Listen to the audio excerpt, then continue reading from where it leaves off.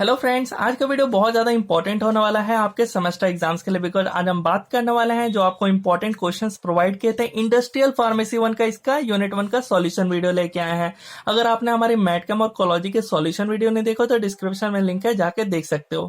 First question पे आते हैं जिसमें पूछा है प्री फॉर्मुलेशन स्टडीज, जो कि प्रीवियस ईयर 2 मार्क्स में ये आया था। बट अगर लॉन्ग में बन जाए तो आपको इसके अंदर फिजिको केमिकल प्रॉपर्टीज मेंशन करना है, बिकॉज इसी के तो अंदर हम ये सब पढ़ते हैं।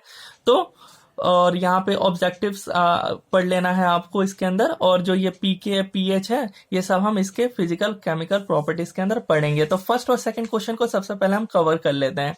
तो प्री फॉर्मुलेशन सबसे पहले ये समझते हैं ये होता क्या है। जो प्री फॉर्मुलेशन होता है ना, ये हमारा फर्स्ट लर्निंग फेज होता है जब हम ड्रग का फॉर्मुलेशन करते हैं। तो अगर हम इसके वर्ड को ब्रेक डाउन करें तो एक होता है प्री और एक होता है फॉर्मुलेशन। प्री मतलब बिफोर और फॉर्मुलेशन मतलब बनाना, यानी टू मेक। तो जब भी हम ड्रग का फॉर्मुलेशन करते हैं तो हमें सबसे पहले किन किन बातों पे ध्यान रखना है, लाइक इनके केमिकल और फिजिकल प्रॉपर्टीज को स्टडी करना, यही तो होता है प्री फॉर्मुलेशन। अब बात करें इसके ऑब्जेक्टिव का, तो इसका ऑब्जेक्टिव मतलब to determine its kinetic and stability. जो हमारा प्रोडक्ट है वो स्टेबल फॉर्म हो और जो एक्सिपिएंट्स हम यूज कर रहे हैं वो कॉम्पेटेबल हो, इजिली मिक्स हो जाए और कोई रिएक्शन कॉज ना करे। और इसके अगर गोल्स की बात करें तो इसके गोल्स में हम जो हम बनाएंगे अपना डोजेस जो फॉर्मुलेट कर रहे हैं वो स्टेबल होना चाहिए, सेफ होना चाहिए और इफेक्टिव डोजेस फॉर्म होना चाहिए। और हम इसमें इसके गोल्स में आप और पॉइंट्स लिख सकते हो, लाइक हम बेस्ट सुटेबल डोजेस फॉर्म बनाते हैं, इस वजह से हम इसका स्टडी करते हैं। और साथ ही जो पुराना कोई एग्जिस्टिंग ड्रग है उससे देख करके हम एक नया डोजेस फॉर्म यानी ड्रग बनाएंगे। यहाँ पे अब हम देख लेते हैं फिजिकल केमिकल प्रॉपर्टीज, यानी जो फिजिकल केमिकल प्रॉपर्टीज है यही तो है फिजिको केमिकल प्रॉपर्टीज। अब हम जो फिजिकल प्रॉपर्टीज के अंदर देखते हैं वो जैसा कि यहाँ पे आप देख सकते हो, organoleptic physical form, crystalline and amorphous, और particle size shape and surface area. Flow properties में हाइग्रोस्कोपिसिटी, डेंसिटी के अंदर बल्क डेंसिटी, टैप डेंसिटी। तो ये सारे हमें जो पॉइंट्स आप देख रहे हो ना, इन सबको कवर करेंगे और ज्यादा नहीं, थोड़ा थोड़ा ही आपको पढ़ना है और एकदम इजी है, कोई दिक्कत नहीं है आपको पढ़ने में। एक बार देखिएगा तो आपको एकदम इजीली समझ आ जाएगा। और केमिकल प्रॉपर्टीज के अंदर तो हाइड्रोलिसिस हो गया, ऑक्सीडेशन हो गया, ये सब तो आपको पहले से मालूम ही है, तो ज्यादा कुछ दिक्कत नहीं होने वाला है। सबसे पहले है ऑर्गेनोलेप्टिक प्रॉपर्टीज। अब यहाँ पे आप जो देख रहे हो ना, ये जो प्रॉपर्टीज होती है इससे मतलब जो हमारे सेंसरी ऑर्गन्स होते हैं इसी से हम पता कर सकते हैं जो फॉर्मुलेशन कर रहे हैं। तो मतलब जो हमारा ड्रग है उसका कलर हो गया, उसका ऑर्डर हो गया, उसका टेस्ट हो गया और उसका टेक्सचर हो गया, ये जनरली हम अपने सेंसरी ऑर्गन से पता कर सकते हैं। तो ये हो गया ऑर्गेनोलेप्टिक कैरेक्टर, जिसके अंदर हम लोग कलर, ऑर्डर, टेस्ट और टेक्सचर का चेकिंग करते हैं। फिजिकल फॉर्म की बात करें तो जो हमारा ड्रग होता है वो सॉलिड, लिक्विड और गैसेस तीनों फॉर्म में एग्जिस्ट करता है, हम बनाते हैं जनरली इसमें। और जो सॉलिड होता है इसमें सबसे ज्यादा फॉर्मुलेशन किया जाता है ड्रग्स का। रीजन क्या है, तो सिंपल है बनाना और ज्यादा स्टेबल भी है और कहीं भी ले जाने आने में as compare to liquid doses form आप देख ही सकते हो, सीसी कांच होता है जिसकी वजह से वो ब्रेक डाउन होने में इजी हो सकता है। बट यहाँ पे टैबलेट है तो कोई दिक्कत नहीं है, आराम से ये पैकेज है, ये कोई टूटने उठने का कोई चांसेस नहीं है इसमें। और प्राइस की बात करें तो आप देखोगे एक टैबलेट का जो प्राइस होता है और एक सिरप का प्राइस बहुत ज्यादा अंतर होता है। और यहाँ पे अगर हम बात करें क्रिस्टलाइन एंड अमोर्फस ड्रग का, तो यहाँ पे आप देख लेते हैं क्रिस्टलाइन फॉर्म ऑफ ड्रग और amorphous form of drug. Crystalline form की अगर हम बात करें तो इसके अंदर जो इस ड्रग के अंदर जो एटम्स होते हैं और जो मॉलिक्यूल्स होते हैं वो एक अरेंज में, डेफिनेट अरेंज में अरेंज किए जाते हैं, मतलब एक शेप में। ये नहीं कि ऊपर नीचे ऐसा ना हो एक के बाद एक। बट अमोर्फस में ऐसा नहीं है, इसके अंदर जो एटम और मॉलिक्यूल है इधर उधर कहीं भी आकर के अटैच रहते हैं। बात करें इसके मतलब इसका फिक्स स्ट्रक्चर होता है, इसका फिक्स नहीं होता है। बात करें इसके मेल्टिंग एंड बॉइलिंग पॉइंट का तो वो एकदम शार्प होता है, एक्यूरेट होता है, बट इसमें वेरी करता है इनका मेल्टिंग पॉइंट। और यहाँ पे जो आप देख रहे हो जो क्रिस्टलाइन है ये ज्यादा स्टेबल होता है बट ये लेस स्टेबल होता है, रीजन आप देख ही सकते हो। और इसका जो सॉल्युबिलिटी होता है ये कम होता है यार, यहाँ पे आप ध्यान रखिएगा, यहाँ पे आप मोर मत कर दीजिएगा, यहाँ पे लेस इनका सॉल्युबिलिटी और डिसोल्यूशन रेट होता है। सॉल्युबिलिटी यानी कितना घुलने का, और डिसोल्यूशन जो कि ब्रेक डाउन हो रहा है कितने टाइम में। और यहाँ पे इनका ज्यादा होता है सॉल्युबिलिटी और डिसोल्यूशन रेट। सो अब यहाँ पे मूव करते हैं नेक्स्ट, और यहाँ पे एक एग्जांपल भी, जैसा कि यहाँ पे आप देख सकते हो, जो क्रिस्टलाइन फॉर्म है पेनिसिलिन जी पोटेशियम का, ये ज्यादा स्टेबल है और ज्यादा थ्योरेपेटिक रिस्पॉन्स है देन अमॉर्फस फॉर्म, जैसा कि यहाँ पे आप देख सकते हो। और इसका यूज किया जाता है ट्रीट करने के लिए बैक्टीरियल इन्फेक्शन लाइक मेनिंजाइटिस और गोनोरिया का।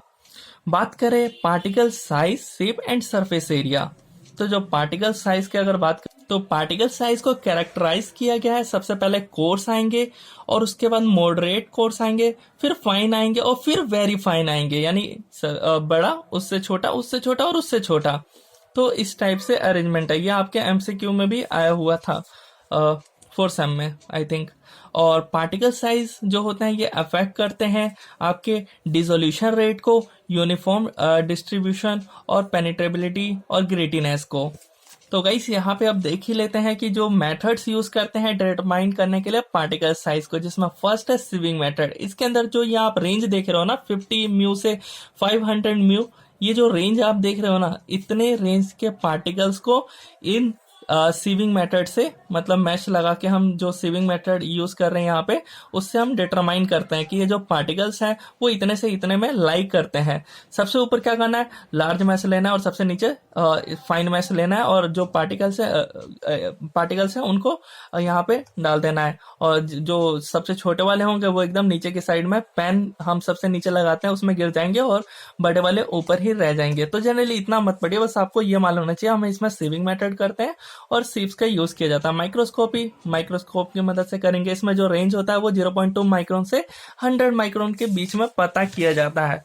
ये आपको डायग्राम बनाने की कोई जरूरत नहीं है, मैंने बना रखा है ताकि आपको याद रखे। सिर्फ नाम लिख देता तो आपको कंफ्यूजन हो जाता। तो सेडिमेंटेशन रेट मैटर याद करो, हमने उसमें एंड्रियास पिपेट का यूज किया हुआ था आई थिंक 3rd सेमेस्टर में, जिसमें हम पता करते थे 1 माइक्रोन से 200 माइक्रोन रेंज के पार्टिकल्स को। बात करें पार्टिकल शेप, तो वो डिफरेंट शेप में हो सकते हैं, round shape, spherical shape, cylindrical shape, cubic shape और भी शेप बहुत सारे, और ये अफेक्ट करते हैं फ्लो प्रॉपर्टी को। बात करें सरफेस एरिया, जो कि इंपॉर्टेंट है, तो ये होता है हमारा particle size is directly proportional to 1 by surface area. बात करें पार्टिकल साइज जितना छोटा होगा तो सरफेस एरिया क्या होगा, उतना बड़ा होगा, ज्यादा होगा। और it is measure of dimensions like LBD of a particle, यानी जो इसका लेंथ और ब्रेथ है उस पर डिपेंड करता है। बात करें एक इंपॉर्टेंट प्रॉपर्टी जो कि है फ्लो प्रॉपर्टी। तो फ्लो प्रॉपर्टी क्या होता है, किसी भी पार्टिकल का वो कितना फ्लो कर रहा है। तो फ्लो प्रॉपर्टी जितना ज्यादा होता है ना, उतना अच्छा इनका प्रोडक्शन और मिक्सिंग होता है। और गाइस जो ये फ्लो प्रॉपर्टी है, इसको डिटरमाइन करने के लिए हम लोग एंगल ऑफ रिपोज की स्टडी करते हैं, कैरियस इंडेक्स और हॉसनर रेशियो। तो गाइस हम इसमें देखेंगे, जनरली अभी उनके बारे में बात करेंगे। तो सबसे पहले यहाँ पे आप देख सकते हो हाइग्रोस्कोपिसिटी। अब इसमें होता क्या है, तो इसमें होता है कि जो हमारा पार्टिकल्स है ये एब्जॉर्ब कर लेता है मॉइस्चर। जैसे यहाँ पे आप पार्टिकल है, कुछ पार्टिकल्स, और इनको अगर मॉइस्चर के प्रेजेंस में रखोगे ना, तो ये क्या करेंगे, ये उनको एब्जॉर्ब कर लेंगे और ये बड़े हो जाएंगे, हेवी हो जाएंगे। बात करें डेंसिटी का, तो डेंसिटी हमें मालूम है मास अपन वॉल्यूम होता है, और इसमें हमें पढ़ना होता है बल्क डेंसिटी और ट्रू डेंसिटी। यानी जो ट्रू डेंसिटी होता है जनरली टैप डेंसिटी, आपने प्रैक्टिकल में तो किया होगा। सो गाइस जो बल्क डेंसिटी होता है, इसके अंदर हम क्या करते हैं, अगर आपने प्रैक्टिकल में किया हो ये दोनों, तो आपको अगर ध्यान हो तो गाइस बल्क डेंसिटी में सबसे पहले हम इसका मास ले लेते हैं वेट करके, और उसके बाद जो हम क्या करते हैं, इनको इस पाउडर को मास लेने के बाद, वेट करने के बाद, इसके बाद हम डाल देंगे इसको मेजरिंग सिलेंडर के अंदर, और जो वॉल्यूम वहां पे लिखा हुआ आएगा ना, मेजरिंग सिलेंडर पे लिखा हुआ, उतना हम नोट डाउन कर लेते हैं। बट ट्रू डेंसिटी यानी टेप डेंसिटी में हम लोग ऐसा नहीं करते हैं। हम लोग क्या करते हैं, इसका वेट करने के बाद हम लोग क्या करेंगे, मेजरिंग सिलेंडर के अंदर वो सारा पाउडर जो है वो पुट कर देंगे, उसके बाद उसको टैप करेंगे 100 टाइम्स। अगर याद हो आपको तो प्रैक्टिकल में आपने परफॉर्म किया हो तो उस मेजरिंग सिलेंडर को, और टैप करने के बाद जो भी उसका आया होगा वो इससे थोड़ा कम ही आया होगा, इसमें तो ज्यादा आ जाता है ड्यू टू वॉइड्स, और उसमें थोड़ा कम आएगा, तो वो हम मेजर कर लेते हैं और नोट डाउन कर लेते हैं। जनरली इस टाइप से हम लोग ये एक्सपेरिमेंट करते थे।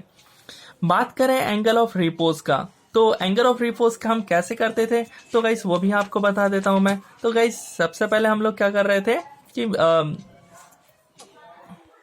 So guys, angle of repose के टाइम पे अगर आपको याद हो तो हम कुछ ऐसा मेटेलिक एक इंस्ट्रूमेंट ले लेते थे, स्टैंड जनरली, इसके अंदर जो फैनल है हमारा उसको हम लोग पुट करते थे, और जो हमारा पाउडर है उसको अब इसके अंदर से हम लोग डाल देते थे, और यहाँ पे हम लोग ग्रास रॉड से हल्का हल्का इसके ऊपर टच करते थे, जिसकी वजह से जो पाउडर इसके अंदर फिल्ड हुआ है वो गिरेगा और एक पाइल फॉर्म में गिरेगा, मतलब एक के ऊपर एक, जैसा कि गाइस यहाँ पे आप देख सकते हो।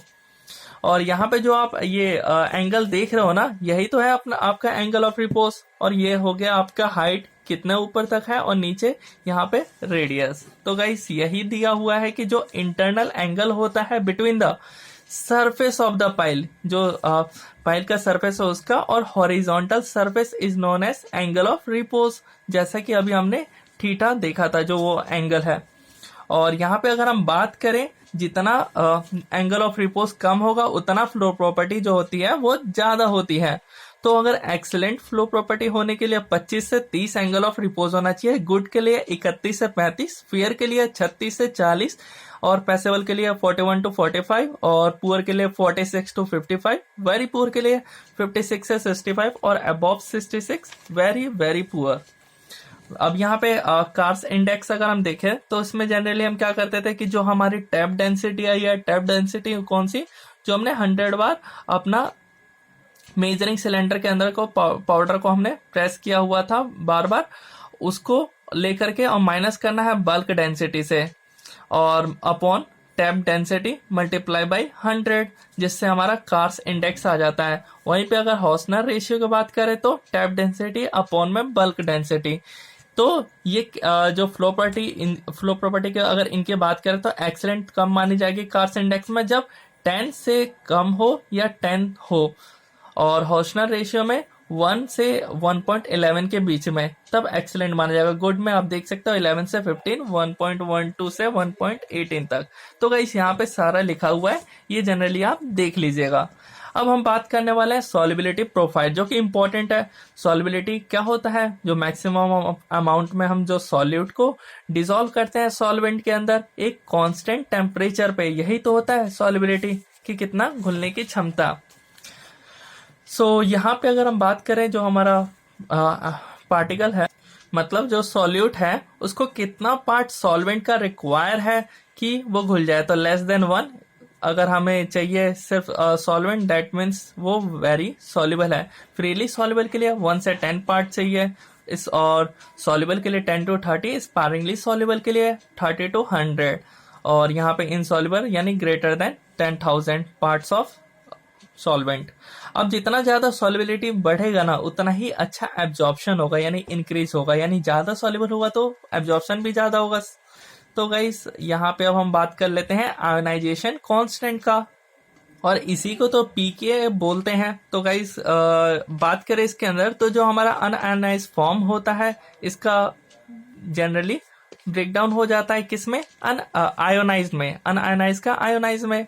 तो गाइस यहाँ पे आप देख सकते हैं एसिटिक एसिड लिया मैंने यहाँ पे CH3COH, और यहाँ पे इनका ब्रेकडाउन हो गया, यही तो होता है आयोनाइजेशन।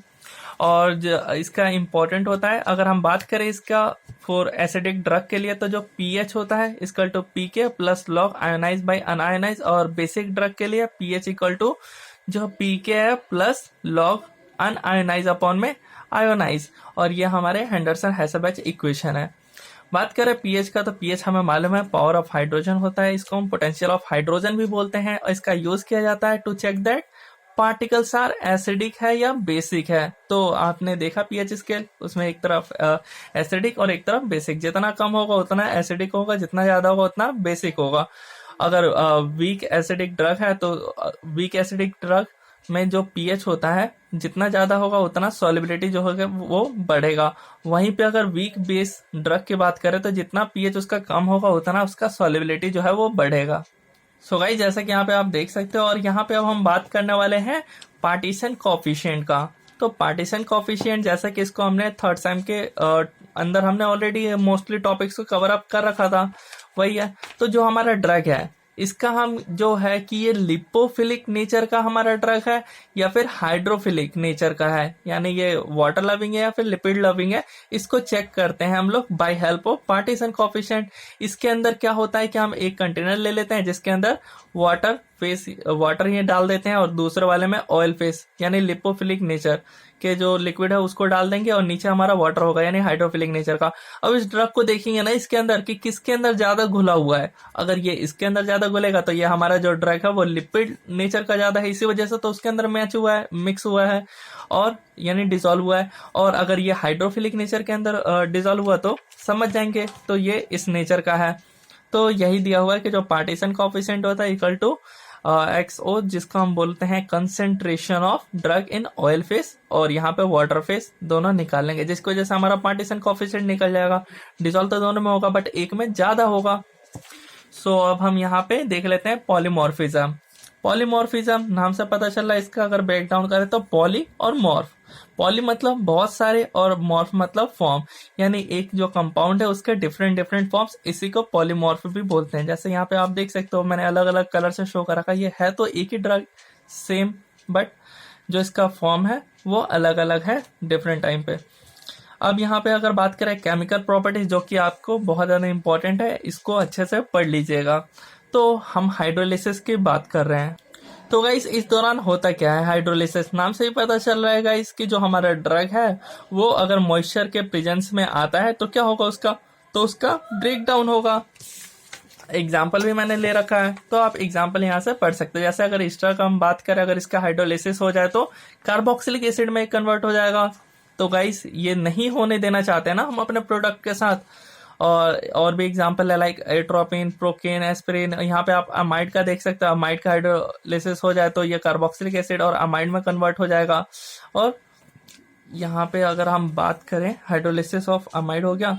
अब यहाँ पे प्रिवेंशन की बात करें, हमें ऐसा नहीं होने देना चाहिए ना, तो उसके लिए हम यूज करेंगे बफर्स का और मॉडिफाई करेंगे इनका केमिकल स्ट्रक्चर, या फिर यूज करेंगे सबसे ज्यादा इंपॉर्टेंट है मॉइस्चर रेजिस्टेंस पैक, जहां पे हम लोग पैकेज करेंगे ड्रग का पैकेजिंग के टाइम पे, उसके लिए हम लोग मॉइस्चर रेजिस्टेंस पैक का यूज करेंगे। बात करें अब ऑक्सीडेशन और रिडक्शन का, तो ऑक्सीडेशन में मतलब हमें मालूम है एडिशन होता है ऑक्सीजन का, रिमूवल होता है हाइड्रोजन का, इसमें लॉस ऑफ इलेक्ट्रॉन होता है तो इसमें गेन ऑफ इलेक्ट्रॉन होता है। सो जो एल्डिहाइड होते हैं, अल्कोहल होते हैं, फिनॉल और अल्कोलॉइड्स और फैट एंड ऑयल्स जो होते हैं ये ज्यादा ससेप्टेबल होते हैं ऑक्सीडेशन के लिए। लाइक अगर एग्जांपल बात करें रेसिडिटी ऑफ ऑयल को देख लो, अगर यहाँ पे अल्कोहल का ऑक्सीडेशन हुआ तो किस में कन्वर्ट हो गया, कार्बोक्सिलिक एसिड में। हाइड्रोजनेशन ऑफ ऑयल हो गया, तो इसको प्रिवेंट करने के लिए हम एंटीऑक्सीडेंट्स का यूज करते हैं लाइक BHA ब्यूटाइलेट हाइड्रोक्सी एनिसोल, या फिर BST ब्यूटाइलेटेड हाइड्रोक्सी और टोलिन।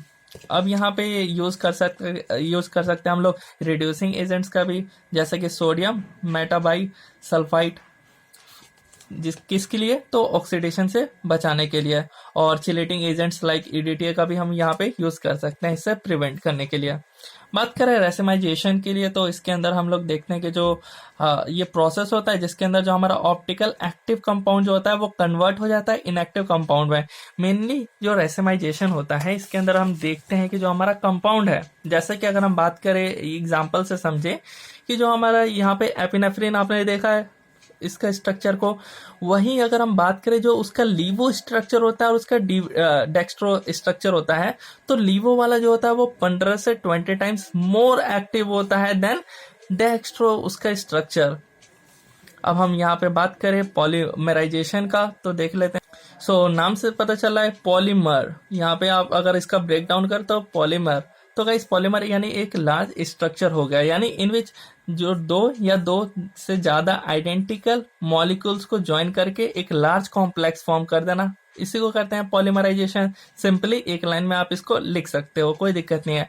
बात करें पॉलीमराइजेशन के अंदर, तो इसके अंदर केमिकल डिग्रेडेशन होता है। बात करें कैसे, तो डिग्रेडेशन ऑफ एल्डिहाइड को देख लो। अगर इसको हम लोग जो फॉर्मेल्डिहाइड है उसको अगर हम लोग ऐसे ही छोड़ दें स्टैंड, नॉर्मली इसको अगर कंटेनर में लेकर के छोड़ देने से क्या होगा, तो फॉर्मुलेशन हो जाएगा वाइट डिपोजिशन ऑफ पीपीटी। जैसे कि यहाँ पे फॉर्मेल्डिहाइड आप देख रहे हो, इसको अगर हमने नॉर्मल कोल्ड प्लेस पे छोड़ दिया तो जो हमारा ऊपर सॉल्यूशन आ जाएगा, नीचे जो है वो पीपीटी फॉर्म कर लेगा। तो इसमें केमिकल्स का डिग्रेडेशन भी होता है। सो गाइस, अब आपसे कोई भी पूछे प्री फॉर्मुलेशन स्टडीज तो वो आप अच्छे से बता सकते हो, फिजिको केमिकल प्रॉपर्टीज वो भी आप अच्छे से बता सकते हो, कोई दिक्कत नहीं है। अब हम बात कर लेते हैं बीसीएस, जो कि एक इम्पॉर्टेंट है। अगर फिजिको केमिकल प्रॉपर्टीज के अलावा कोई लॉन्ग क्वेश्चन बन सकता है तो वो बीसीएस है। अदरवाइज सीए लॉन्ग में तो कंफर्म बन ही रहा है, वो एवरी ईयर बनता है। किसी भी ईयर का उठा के आप देख लो, यहाँ से क्वेश्चन ना बने ये हो नहीं सकता। और 2 मार्क्स में तो ज्यादा ही बनेगा, 2 क्वेश्चन बन ही जाता है 2 मार्क्स से भी। सो यहाँ पे अब बीसीएस की बात करें तो गाइस होता क्या है, जनरली यहाँ पे आप देख लेते हैं बायो फार्मास्यूटिकल क्लासिफिकेशन सिस्टम। अब ये जो आप देख रहे हो बीसीएस को, इसको डेवलप किया था डॉक्टर गॉर्डन एमिडॉन और इसके टीम ने इन 1995 में। अब इसके अंदर होता क्या है ये जान लेते हैं हम लोग। तो इसमें हम लोग जो ड्रग्स है ना, इसका क्लासिफाई करते हैं उनके सॉल्युबिलिटी बेस पे कि कितना ज्यादा वो सॉल्युबल है, कितना अच्छा सॉल्युबल है, कितनी उनकी परमिएबिलिटी है, और उनके डिसोल्यूशन रेट के ऊपर। तो गाइस यही हम इसमें देखेंगे अभी। तो गाइस जो फैक्टर अफेक्ट करते हैं बीसीएस का वो है सॉल्युबिलिटी, परमिएबिलिटी और डिसोल्यूशन हमारे ड्रग का। तो गाइस वो अभी हम थोड़ी देर में अभी आपको और अच्छे से समझ आने वाला है। तो 1 बाय 1 हम समझते हैं। पहले सॉल्युबिलिटी। सॉल्युबिलिटी आपको मालूम है मैक्सिमम अमाउंट ऑफ सॉल्यूट जो कि डिसॉल्व होता है एक गिवन अमाउंट ऑफ सॉल्वेंट में, एक कांस्टेंट या फिर स्टैंडर्ड टेम्परेचर पे और प्रेशर और पीएच पे।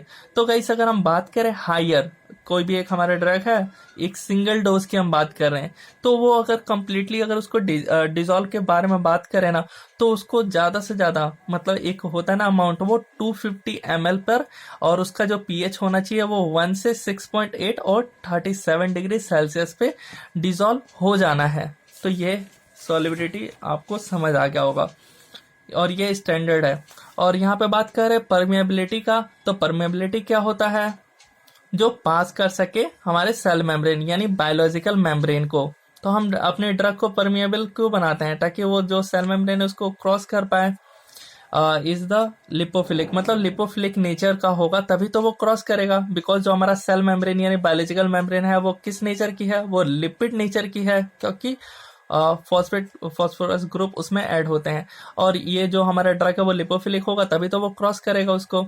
तो हाईली परमिएबल की अगर हम बात करें तो वो उसका जो एब्जॉर्प्शन होना चाहिए ह्यूमन में वो greater than 90% of administer dose. जितना हम डोज को एडमिनिस्टर करेंगे ना उस ड्रग का, उसका 90% अगर परमिएबल हो रहा है, मतलब एब्जॉर्ब हो रहा है, तो समझेंगे कि वो जो ड्रग है वो हाईली परमिएबल है।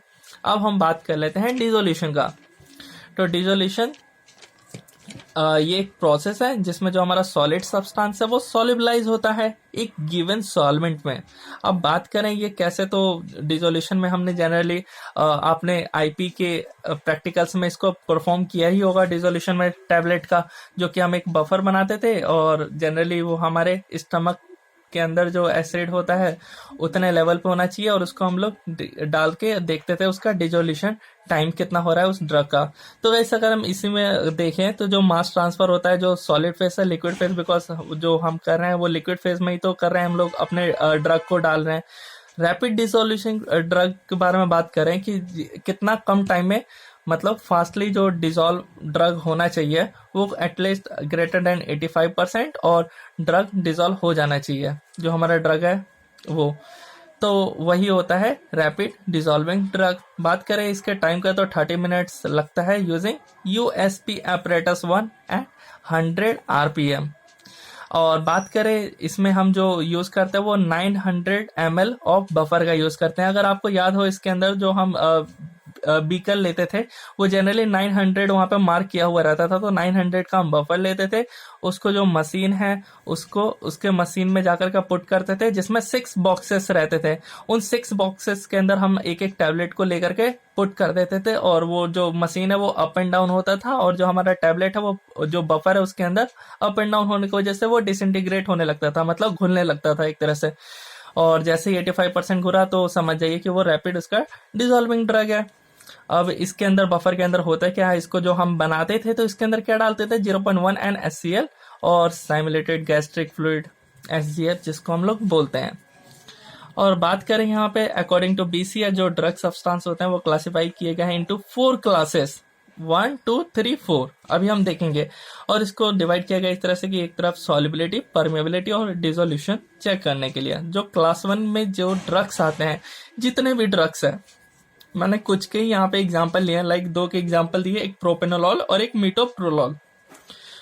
जो ये होते हैं इनकी अगर सॉल्युबिलिटी की बात करें तो ये हाई है, बट परमेबिलिटी की बात करें तो ये भी हाई है। और जो इनका डिसोल्यूशन और एब्जॉर्प्शन बात करें तो वेल एब्जॉर्ब होते हैं और वेल डिसॉल्व भी होते हैं। वहीं पे क्लास 2 की बात करें तो इनकी सॉल्युबिलिटी जो होती है वो कम होती है, बट परमेबिलिटी हाई होती है due to their lipophilic nature of drugs. But यहाँ पे सॉल्युबिलिटी कम है, और यहाँ पे जो डिसोल्यूशन और एब्जॉर्प्शन है ये भी वेरिएबल यानी वेरी करते हैं, किसी में ज्यादा किसी में कम।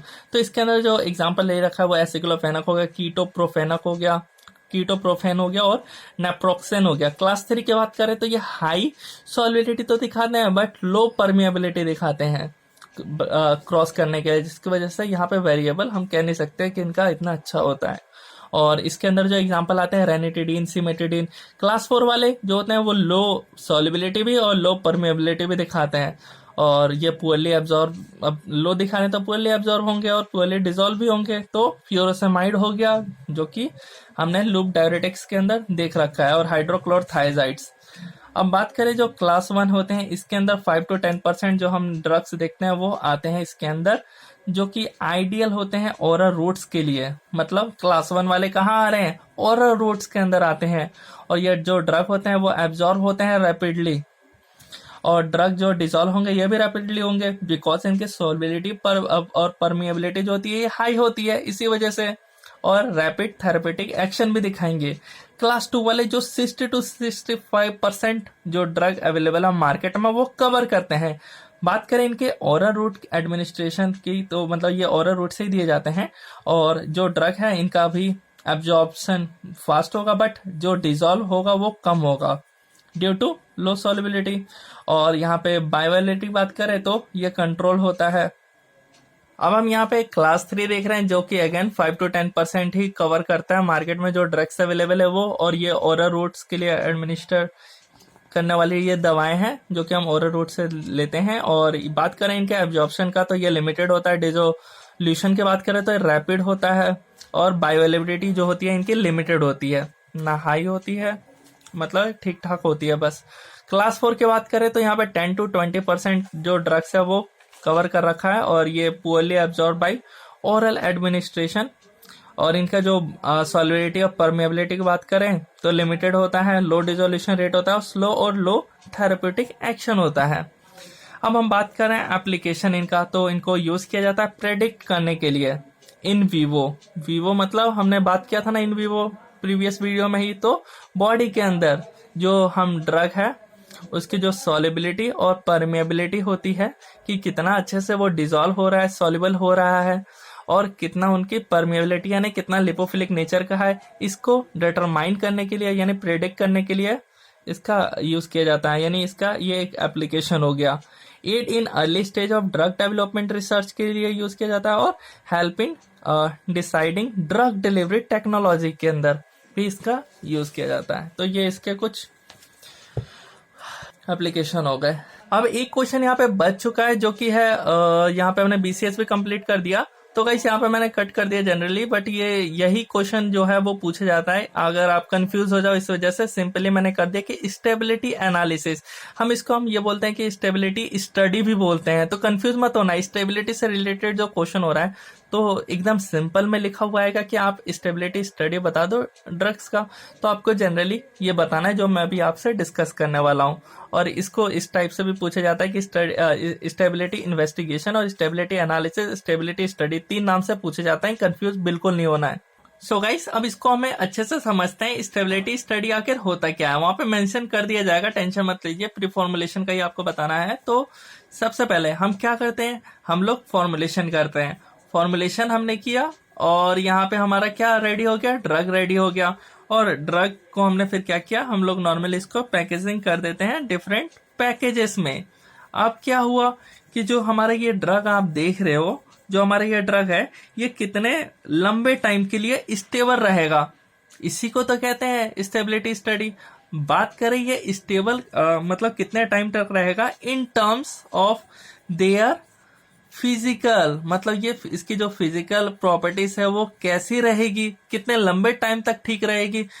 फिजिकल ही नहीं, केमिकल भी, और माइक्रोबायोलॉजिकल प्रॉपर्टीज, मतलब ये सब इसकी के अंदर देखते हैं। माइक्रोबायोलॉजिकल हो गया, या फिर अगर हम बात करें थेरेप्यूटिक की बात करें तो गाइस ये हम देखते हैं, ये सारी स्टेबिलिटी को ही हम देखते हैं। किसमें?